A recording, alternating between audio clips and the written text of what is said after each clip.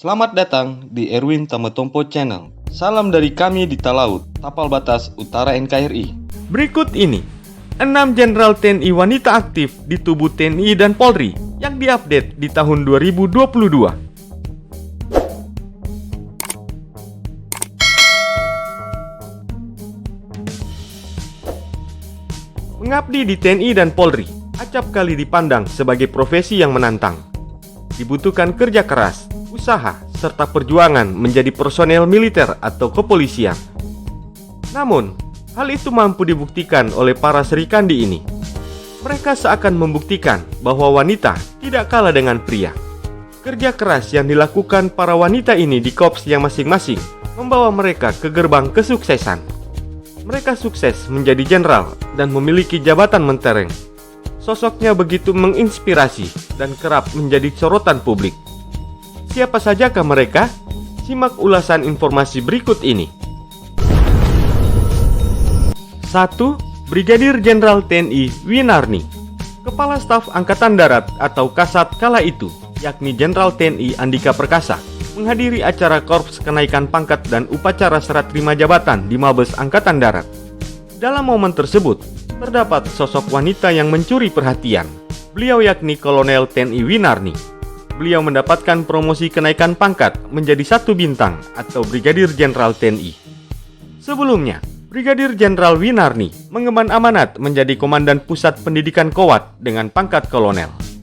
Jenderal wanita Angkatan Darat ini sejak tanggal 21 Januari 2022 mengemban amanat sebagai staf khusus Kepala Staf TNI Angkatan Darat.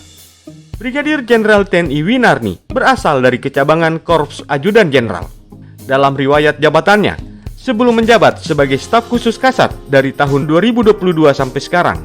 Sebelumnya, beliau juga menjabat sebagai Widyaswara Bidang Manajemen Akademi Militer tahun 2020 sampai tahun 2022 dan Pusdikowat tahun 2019 sampai tahun 2020. Paban 3 Jemenstrenat tahun 2016 sampai tahun 2018. Staf Ahli Pangdam 3 Siliwangi Bidang Sosial Budaya di tahun 2015 sampai tahun 2016. 2. Marsekal Muda TNI Reki Irene Lume, seorang wanita Angkatan Udara atau WARA, menorehkan sejarah baru di TNI Angkatan Udara. Reki Irene Lume menjadi perempuan pertama yang tembus bintang 2 TNI Angkatan Udara dan kini menyandang pangkat bintang 2 alias Marsekal Muda. Beliau resmi menjadi WARA pertama yang menjadi Jenderal Bintang 2 di TNI Angkatan Udara sejak kenaikan pangkatnya langsung disematkan oleh Panglima TNI waktu itu, yakni Marsekal TNI Purnawirawan Hadi Cahyanto dalam sebuah upacara kenaikan pangkat beberapa waktu yang lalu. Perwira tinggi wanita Angkatan Udara kelahiran tanggal 11 April 1966 ini sejak tanggal 19 Juli 2021 mengemban amanat sebagai Orjen TNI Babinkum TNI.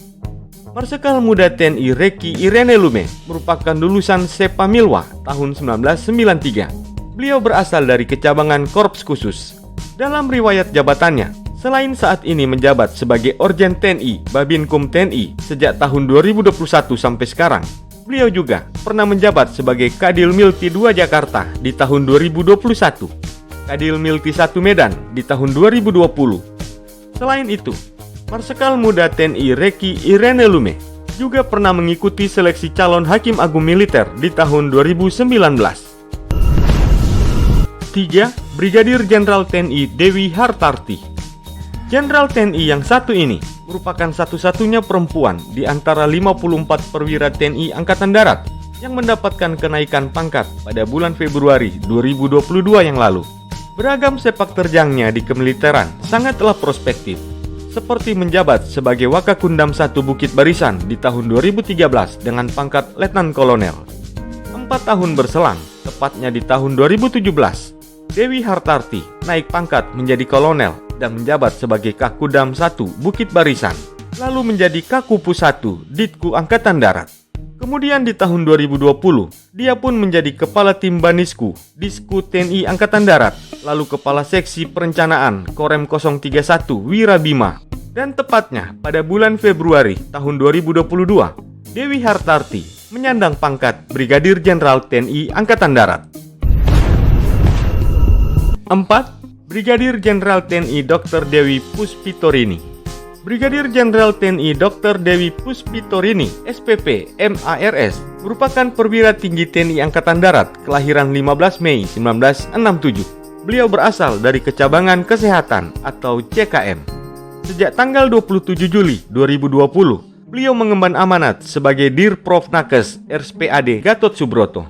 Dalam riwayat jabatannya, selain menjabat sebagai Dirprovnakes RSPAD Gatot Subroto dari tahun 2020 sampai sekarang, beliau juga sebelumnya pernah menjabat sebagai Sub SMF golongan 4 Neomuskuler Instalasi Rehab Medik RSPAD Gatot Subroto dari tahun 2019 sampai tahun 2020.